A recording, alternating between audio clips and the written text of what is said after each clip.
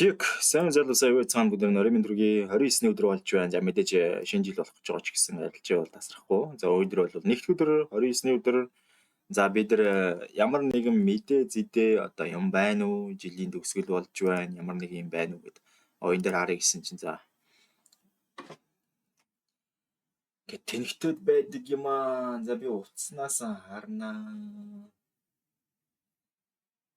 Respectory. Okay. What we have. За өдөр бол юуч байхгүй. On sales гарч байгаа. За яг өнөөдрийн үед бол ямар нэг юм байхгүй. Гэхдээ маргааш бас байхгүй. Нөгөөдөр unemployment claims гарч байгаа юм байна. За тэгэл Bit2 bank holiday-тэй нэгд өдөр бол хоёр дахь өдөр бол баахан бас bank holiday байгаа. Тэгээд нэгд өдөр гинэ. Нэгд өдөр гэж авч байна. Дөрөвд өдөр бол тэгээд тавд өдөр бол жоохон банк holiday байгаа. Тэгээд окей. Ямар ч байсан маргааш нөгөөдөр хавцаа байсан сая unemployment claims гарах юм байна. Тэгээд оны сүүлчийн мэдээ. За өнөөдөр бол юу ч байхгүй маань ямарсан. Өнөөдөр би юу гэж харж байна вэ гэх юм бол алтыг daily дээр бол апта buy-тай tourism төлөвлөгөөр ирсэн impulse явж байгаа байдалтай байсан шүү дээ. Тэгээд өмнө байгаа импульс үлгөөний Fibonacci-гийн 61.8% байсан импульс бол хасварлалт өргөстэй байсан. Тэрнээс наан бол мунж болно, бууж болно. Тэгэхээр одоо яг daily time frame-ийн tourism төлөвлөгөө ирж байна гэж харж байна.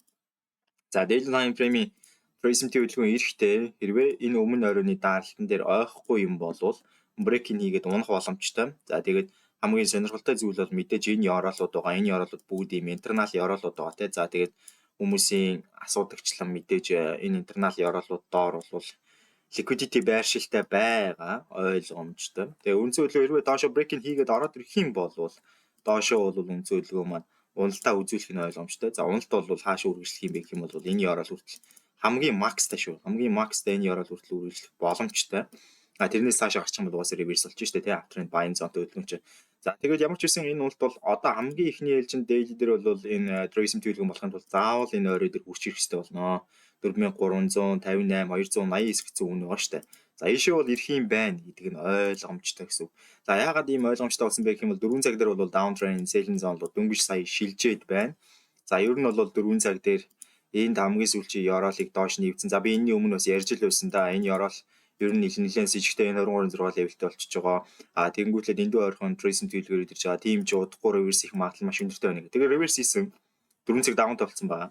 4 цагийн tourism төлөвлөгөө ирэхгүй гэвэл тийм урд ирэхгүй байх. Яг гэвэл 4 цагийн одоо энэ дөнгөж reverse хийсэн байгаа. Яроолын спортыг эвдчихэж байгаа. Нэлээд хэмжээний selling volume daily time frame дээр хүлээгдэж байгаа байр суурьтай байгаа учраас бас тийм амархан 4 цагийн tourism төлөвлөгөө тэр эсэ гэж үсэж байна. Тэрвээ ирчих юм бол баларсан юм болно. Яагаад баларсан юм болох юм бэ гэх юм бол энэ хавьд оны зүйлтэйгээд хэрэлт үүсэн шүү дээ. Одоо энэ чинь ингээд tourism төлөвлөгөө авчирнаа гэдээ ингээд дээшлээд эхлэх юм бол үн зөвлөгөө энэ орой хүртэл ингээд дээшээ өсөх шаардлагатай болно. Энэ оройг эвдэн буцаж доошоо орох шаардлагатай болно. Маш их зүйл болно. Тэгэхээр ямар ч үсэн яг одоогийн байдлаар 4 цаг downtrend selling zone-тай өмнө яроолын спортыг бол эвдсэн байдалтай цагийн дараа хэрвээ энэ чигээр хаагдах юм бол яг эвдсэн чигтээ хаагдана. За хэрвээ тэгж чадахгүй бол юу болох юм бэ? 30 минут бол downtrend selling zone-тай байгаад байгаа. За энэ дээр maybe би эндээс 30-аас энийг хасчаад 5 минут бол 30 минут бол downtrend selling zone-тай яроолоо эвдсэн. За тэгэнгүүтлээ энд ингээ харах юм бол after end buying zone-тай явж байгаад яроол эвдрээд tourism төлөвлөгөөрөө impulse яваад tourism төлөвлөгөөрөө impulse явсан. За тэгээ энд 30 минутын дээр нэг жоохон асуудал үүсэж байгаа. Fibonacci-гийн 50 дээр байсан хөдөлгөөн 45 өргөстэй байсан хүрч чадаагүй. Яроолын дэмжлэгийг эвдэд яг 4 цаг эвдэж гараагүй байгаа дээр ийм зүйл болж байгаа. Магадгүй 4 цаг бол яроол руу break-in хийх гэж маш өндөр магадaltaй байна гэдэг ийм таамгийг нэгдүгüүрт гаргаад ирж байгаа. Хоёрдугаарт нь энд internal бүтцийн орой үүссэн боз. Одоо энэ дотор ингээ харах юм бол ийм жижиг internal бүтцийн орой үүсэрсэн байгаа. Энэ оройг эвдчих юм бол үнцүүлгөө маань 4 цаг руу break-in хийгээд энэ оройг дээш нь эвдээд ингээд дээшээ өсөлтийн чиглэл авах магадлалтай байна гэдэг нь бол маш ойлгомжтой харагдаж байна. Окей. За тэгэхээр 4 цагийн тус яроол руу break-in хийх үү? За 5 минутын дээр бол ер нь хийх талдаа байх магадлалтай бол авцсан. Яагаад гэх юм бол сая би бас ажиглаад байж ялаа Нью-Йорк нээхийн өмнө бол 5 минут альтины орой энд үүсгээд авсан. Энд оройн канал үүсгэсэн.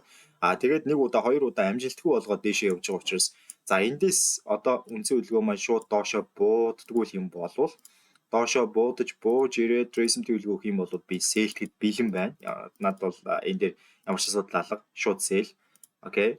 За эндээс бол нэг ийм sale оруулж болж байна гэсэн. За энэ маань ямар ч үстэй юм бэ гэвэл 4 цагийн reverse хийсэн хүчин дээр тэгээд 30 минутын даун трендийн хөдөлгөөн дээр суурилсан байдалтайгаар 4 цагийн дагуу 30 минутын дагуу гэдэг байдлаар сэлдэж байгаа сэл байх болно. За тэгээд энэ дээр сайн ажиглах юм бол хэрвээ энэ интернал хаяг эвдчих юм бол хөдөлгөөн 30 минутын дээр шууд recent гэж тооцоологдно. Ягаад гэх юм бол энэ Eurolean candle байгаа.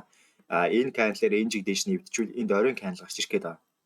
Тэгэхээр тэгхгүйгээр унах юм бол энэ маань өөрөө Fibonacci-гийн 50 дээрээс эхэлтэй recent-ийн хөдөлгөөний impulse хэвээр үргэлжилнэ гэсэн үг. Ямар нэгэн recent биш байх нь шүү дээ. Хэрвээ энэ оройг эвдчих юм бол шинэ recent үүсгээд явчих учраас тун төвөгтэй бол авчна. За тэгээд шинэ recent үүсгээд явхлаар бас нэг төвөгтэй болж ирэх зүйл нь юу гэх юм бол өөрөө 5 минут чи өмнө нь өөрөө 30 минуттайгаа зэрэг recent хөдөлгөөн хийцэн байгаа. Одоо дахиад хэрвээ тэгчих юм бол хөдөлгөөн дахиад эндээс 5 минут зэрэг recent хөдөлгөөн хийсэн гэдэг утгаараа бид нэлээд хүлээх шаардлагатай болно. Энэ Eurolean эвдээ recent хөдөлгөөн тэгсэн ч тэгээгүй ч ер нь энэ Eurolean эвдэж recent хөдөлгөөн хүлээн л тийм. Одоо бол за хэрвээ дээшээ 4 цагийн өмнө Eurolean дэмжлэг байгаа. Энэ шар зураас чи өмнө Eurolean дэмжлэг байхгүй. Энэ зоон руу хэрвээ явж орж ирээд хөдөлгөөн маань 30 минутын эсрэг 4 цагийн эсрэг явхаа тулах юм бол бид нар юу хийх юм бэ? Бид нар яг энэ талд харагдаж байгаа энэ 30 минутын хай бас 5 минутын эсвийн хай гэж явж байгаа энэ хайг дээшээ эвдэхийг нь хүлээн. За энэ хай дээшээ эвдэрснээр хөдөлгөөндөр бол бид нар шууд баydах боломжтой болно. Энэ маань ямар бай байх вэ гэвэл 30 минутын эсрэг 30 минутыг реверс хийх боломжтой гэж үзсэн бай. Нэгдүгээр хоёрдугаарт нь 30 минутын интернал бүтцийн дагуу эсвийн бүтцийн эсрэг 4 цагийн үндсэн спортын нөлөөлөлтөөр дээшээ чиглэлтэй байдж байгаа бай болж таарна. Тэгэхээр 30 минут бол энд шууд реверс хийж орж ирэхэд бид нар байд нь 4 цаг бол үндсэн хөдөлгөөн эндээсээ хэрвээ яг энэ чиглэл дээр 30 минутыг реверс хийж ороод ирвэл дээшээ өсөөд энэ оройг шалгах маш өндөр магадaltaй болоод явчихнаа гэсэн ойлгомжтой тий. За ийм хоёр зүйлийг хүлээж байна. Тэгэхээр buy on sell үү? За аль нь ч биш байх уу эсвэл тий. Ямар ч байсан бид нарт одоо бол ойролцоогоор 12 цаг хүртэл тий 12 цаг хүртэл бол бид нар арилж байгаа харж байгаа сүүлийн үед 9 цагаас эхлүүлээд 12 цаг хүртэл Нью-Йоркийн Open-оос Нью-Йорк Лондон overlap-ыг дуустал харж байгаа шүү дээ. Тэгэхээр тэр хооронд аль нэг нь болж таарна, энэ хоёрын аль нэг нь болж таарна. Тэгээд аль нь болох нь вэ гэдгийг л хүлээх хэлбэлээ залуусаа. Окей. За иймэрхүү зүйлс байна. Тэгээд угаасаа шинэ он гараад нэгний өдөр бол битүү банк холидей байгаа учраас арилжахгүй нэгний өдөр сайхан амарна үз. Тэрнээс өмнө бол хэдүүлээ нэг 3 хоног бол сайхан арилжчмаар байна да. Би бас нэг хэдэн арилж нээчмэр санаж байна. Окей. За энэний өмнө болсон хэдүүлээгийн бас нэг амжилттай бай байгаад байгаа. За энэ бай байгаад байгаа шүү дээ. Энэ бай 1.3-аар хаасан яг эсвэл зөөгөөд хаасан байгаа. Энэ бай энэ сэл 2-аар хаасан 1.9 хойш 2-аар хаасан байгаа. Эдгээрийг ер нь яагаад хийх болсон бэ гэдэг талаар бас хэдүүлээ ярилцчихъя энэ дээр. За энэ үед бол мэдээж daily бол uptrend buying zone impulse хэврэл байсан. Дээшээ impulse хөдөлгөөн яв боломжтой өмнө оройны даралтыг эвдчихсэн дээшээ чиглэлтэй байгаад байгаа. 4 цагийн үед бол 4 цагийн хөдөлгөөн uptrend buying zoneтай байсан. Өмнө байгаа impulse хөдөлгөөний ингээд pivot-тад харах юм бол Fibonacci-гийн 50 дээр ойцсон impulse бол дээшээ явах түрэх бүрэн боломжтой. 4 цагийн үед бол uptrend buying zoneтой recent impulse за ингээд тэнхтэй байх юм уу? Recent impulse гэсэн ийм хөдөлгөөн гарч ирж байгаа. Тэгэхээр энэ дээрээс яг бид нар энэ impulse-ийн дагуу ерөнхийдөө орж исэн гэсэн үг. За 30 минутын дээр бол хөдөлгөөн 30 минутын тухайн мөчөд бол нэгэн дээр нь яг downtrend selling zone-тай болсон 4 цагийн recent хөдөлгөөн авчрах гад uptrend buying zone downtrend selling zone шилжсэн recent хөдөлгөөн авчирсан impulse хөдөлгөөн явна гэдэг байр суурин дээр байхад нь бид нар орсон. Нөгөөтгөн дээр нь болохоор 30 минут uptrend buying zone руу шилжээд recent хөдөлгөөн гүйхээ авчираад impulse хөдөлгөөн нэлээд хүчтэй хийж байхад бид нар impulse хөдөлгөөний яг сүүлчийн хөлн дээр нь орсон. За ингээд ойртуулаа харах юм бол 5 минутын дээр бол ерөөсөө юу болж байгаа вэ гэхээр 30 минутын өөрийнх нь downtrend selling zone-ы дагуу хөдөлгөөн дээр 4 цагийн өмнө оройлуугаа энэ 4 цагийн спорт ч ямар ч хамаагүй байх шүү. За энийг ажиглая. Ингээд ойртуулаа. Yes 4 цагийн тэр энэ спорт бол ямар ч хамаагүй. Тэгэхээр үнцэн хөдөлгөөн маань ерөөхдөө Eurolean спортыг баг эвдэх гэж байсан гэсэн хөдөлгөөн байсан байна тухайн үедээ. За тэгээд 4 цагийн спортыг баг эвдээд буцаж брейкинг хийх гээд нөгөөх нь фейлдээд оройн cancel үүсгээд ингээд ороод ирэхэд оройн cancel дээрээс нь сэлдээд бид нэр авсан байгаа 2 авыг. Түүний дараа бол 30 минут өөрөө uptrend buying zone руу шилжиж байгаа. Энд 30 минутын орой чи эвдэрч байгаа uptrend buying zone руу шилжээд энд 30 минутын recent хөдөлгөөн 5 минуттай зэрэг үрээд ирж байгаа.